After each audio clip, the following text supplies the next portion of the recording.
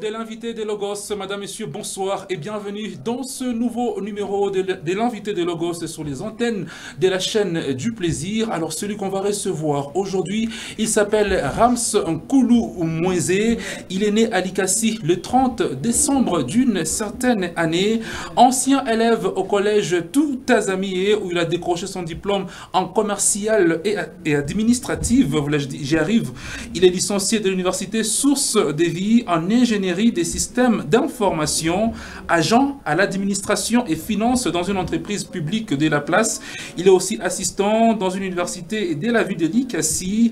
Il travaille dur, travailler dur jusqu'à ce que ça fasse mal, car la pauvreté fait beaucoup plus mal, telle est sa devise. Je reviens, à travailler dur jusqu'à ce que ça fasse mal, car la pauvreté fait beaucoup plus mal, telle est sa devise. Monsieur Rams, bonsoir.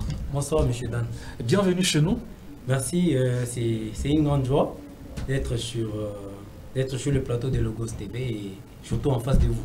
En tout cas, vous êtes l'invité de ce soir et nous sommes très heureux de vous avoir sur ces plateaux. Avec vous, on va parler sur l'actualité politique en RDC. Nous allons aussi faire un contour sur votre parti politique. Pourquoi pas parler de votre personne. On m'a fait savoir que la meilleure façon de se présenter, il faut laisser la personne elle-même se laisser découvrir. En peu de temps, si on vous demandait de vous présenter, comment est-ce que vous allez le faire? Ah oui, c'est pénible de pouvoir faire une présentation de soi. Je suis trop habitué que l'on parle de moi et j'ai des difficultés quand je dois parler de moi-même. Bon, en fait, je suis un citoyen congolais. Je suis né à Likasi, je suis un natif de Likasi. J'ai passé ma vie à Likasi et actuellement, au-delà d'être père, époux, je suis un acteur politique, un cadre d'un parti politique, le Vent d'Avenir. Et le Vent d'Avenir qui est une formalisation de solutions aux problèmes des Congolais. Et voilà un peu tout pour sur ma petite personne. Voilà. Acteur politique du parti Vent d'Avenir, homme marié. Vous avez ajouté cette chose qu'on n'a pas dite dans votre présentation. Dans votre biographie, on a vu que vous avez pour mentor Lumumba, un leader politique, également Maître Justin qui est là. Nous, on a envie de savoir quel est votre regard sur la politique congolaise à nos jours.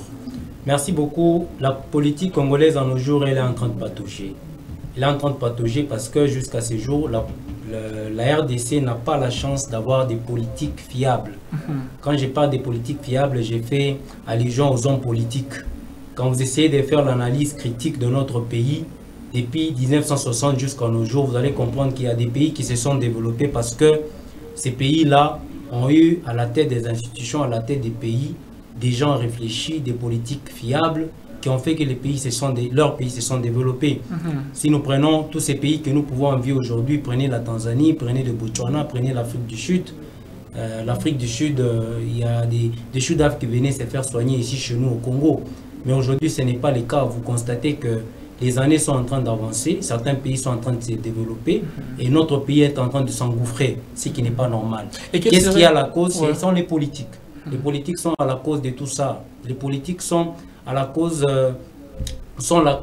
de notre sous-développement. L'état de notre pays reflète ce qu'a été le management des politiques à la tête des institutions de notre pays. Et qu'est-ce que vous proposez comme solution pour élever la politique de la RDC et peut-être aussi une rééducation pour les politiques des Congolais? Il n'y a pas une rééducation pour des politiques congolais, il faut renouveler la classe politique. Le renouvellement de la classe politique serait la solution? Oui, il faut s'engager. C'est comme ça que moi j'appelle à toute la jeunesse de s'engager en politique. Prenez l'exemple de notre ville de Likasi. Nous avons confié la ville à nos aînés et nous savons voir ce que nos aînés ont comme résultat sur le terrain. Il suffit de regarder la ville pour voir ce qu'a été l'impact de tous nos aînés que nous avons envoyés à l'Assemblée nationale comme à l'Assemblée provinciale. Alors aujourd'hui, si nous nous engageons de faire la politique, c'est parce que nos aînés ont échoué. Si nos aînés avaient réussi, nous ne serions pas là en politique. Nous sommes obligés d'entrer en politique. Vous êtes obligés d'entrer en politique, question de relever les défis de vos aînés. Là, ce sont vos propos. Et d'après vous, M. Ramsès, quel serait le profil idéal du prochain candidat à la députation nationale et provinciale venant de la ville de Likasi? Puisqu'on parlait de la ville de Likasi. Nous avons différents types de candidats. Il y en a qui ne veulent qu'être élus pour avoir des immunités afin de faire tourner leur business, faire leurs affaires. Ils n'ont rien à voir avec le peuple, ils n'ont rien à voir avec l'ICASI. Il y a des gens comme ça. Il y a ces entrepreneurs-là qui veulent être élus uniquement pour avoir des immunités afin de faire tourner leur business. Il y en a aussi qui viennent effectivement pour servir la ville. Le profil idéal pour des candidats qui peuvent représenter l'ICASI valablement, c'est ces personnes-là qui sont animées d'un amour sincère envers la ville. Écoutez, nous avons un problème aujourd'hui. Ceux qui ont échoué, ceux qui n'ont pas bien servi la ville, ils sont revenus à l'ICASI sous d'autres formes. En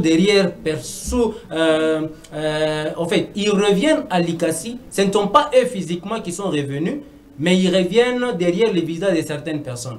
Alors il faut faire très attention, parce que le mal que nous avons aujourd'hui, le dégât que nous avons aujourd'hui à l'ICASI, si nous ne faisons pas attention, dans 5 ans, ça sera catastrophique. Pourquoi? Parce que vous et moi, nous sommes d'accord que l'état que nous avions, l'état des routes que nous avions à l'ICASI en 2018, ce n'est pas l'état des routes que nous avons aujourd'hui. Donc, en 2028, ça risque encore d'être très catastrophique. Alors, il appartient à la population de pouvoir faire un choix. Soit vous voulez avancer, soit vous voulez vous engouffrer. Et puis, nous allons tous nous engouffrer, nous allons tous nous engouffrer dans cette ville. Le choix revient à la population. À la population. Et si aujourd'hui, M. Rams, on vous donne l'opportunité de vous tenir devant les élus de l'ICASI, qu'est-ce que vous allez leur dire en face?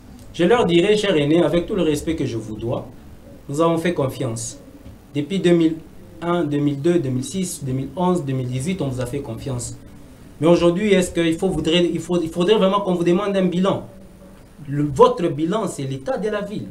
Si aujourd'hui, nous nous engageons de faire la politique, c'est parce que, permettez le terme, vous avez échoué. Parce que vous avez échoué, nous sommes obligés d'entrer en politique. Et pourtant, initialement, originellement, il n'était pas prévu que nous fassions la politique. Parce que nous nous sommes dit, il y en a qui doivent faire la politique et les autres doivent être en politique et vaquer à d'autres occupations. Mais constatons cet échec criant qui est là, on est obligé d'entrer dedans afin de pouvoir changer les donnes. Pourquoi? Parce qu'il faudrait que le peuple soit servi. Nous ne pouvons pas croiser les bras. Nous risquons d'être punis le jour où Dieu va revenir prendre les hommes, dit vous, je vous punis parce que vous aviez la capacité de pouvoir changer les choses, vous n'avez pas changé. Parce que l'histoire d'autres pays que nous avons, nous comprenons que c'était peut-être un individu qui a pris l'initiative de pouvoir changer les choses, il a changé les choses. C'est comme ça que moi, à l'ICASI, je parle de la magoufulification de l'ICASI. C'est-à-dire faire à l'ICASI ce que Magoufouli aurait fait en Tanzanie, et c'est possible. Parce que c'est quoi? La relance d'un pays, le développement d'un pays peut partir d'un individu. C'est comme ça que moi, je suis un adepte de Lumumba. J'aime Lumumba, pourquoi? Parce que dans son époque, il a su réunir le courage afin de poser un acte que personne ne pouvait comprendre. Aujourd'hui, il y en a qui disent Lumumba ne devait pas demander l'indépendance, il devait attendre. Mais il a réuni ce courage-là et aujourd'hui, grâce à un individu, la RDC avait eu son indépendance. Que dire peut-être? Bon, imaginons que la relance de la vie de l'ICASI commencera avec un jeune Rames ou avec d'autres jeunes qui s'engagent en politique en tout cas. Nous sentons en vous cette soif de relancer la vie de l'ICASI. Nous voulons changer les choses. Parce que par vos propos déjà, vous pensez à l'avenir de cette ville. Oui. Puisqu'on parle de l'avenir, parlez-nous un peu brièvement de votre parti, Vent d'avenir. Le Vent d'avenir, c'est un parti politique avec comme idéologie le libéralisme économique. C'est quoi le libéralisme économique? Nous voulons que l'entrepreneur soit libre. Nous voulons que le politique soit libre.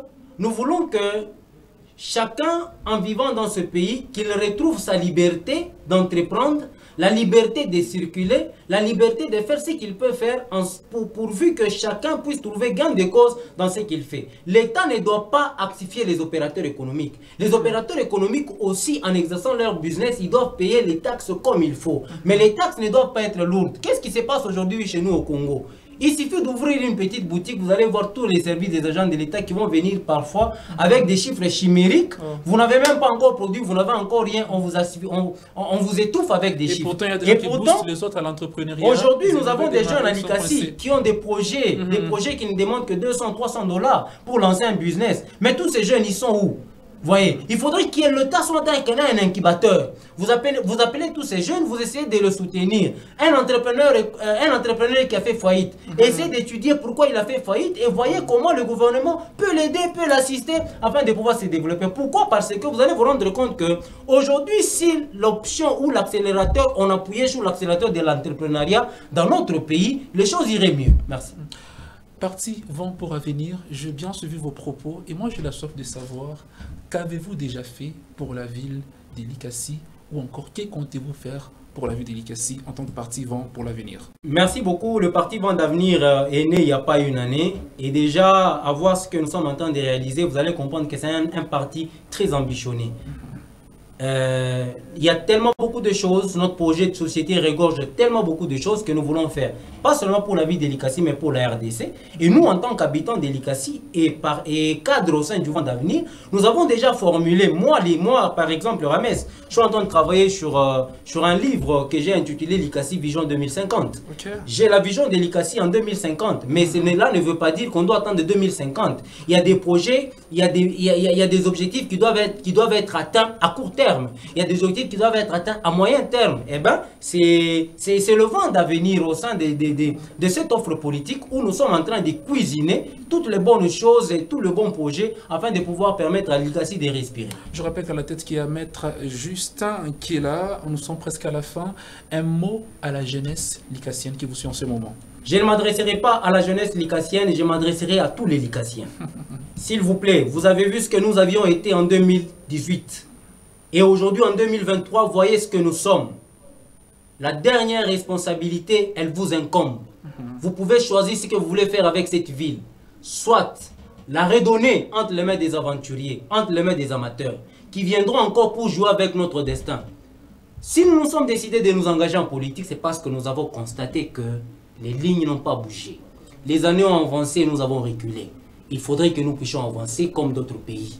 Il est inconcevable que les autres pays avancent et la RDC est en train de reculer et nos villes sont en train de reculer. Il est inconcevable que nous avions des bonnes routes en 2018 et aujourd'hui en 2023 nous n'avons pas de bonnes routes. Il est inconcevable qu'en 2018 nous avions moins de poussière et en 2023 nous avons plus de poussière. Ces genres de choses doivent s'arrêter. Écoutez, les jeunes de la Tanzanie, les jeunes de l'Afrique du Sud ne nous dépassent pas. Ils ne nous dépassent pas, nous jeunes de l'Elikassi. À un moment, vous ne devez pas, les élections sont en train de venir, ne votez pas vos oncles, ne votez pas vos grands frères, ne votez pas les gens de vos tribus, ne votez pas des gens sur des critériums qui ne cadrent pas. Votez des gens qui peuvent apporter les changements dans notre vie d'Elikassi. Magoufulion.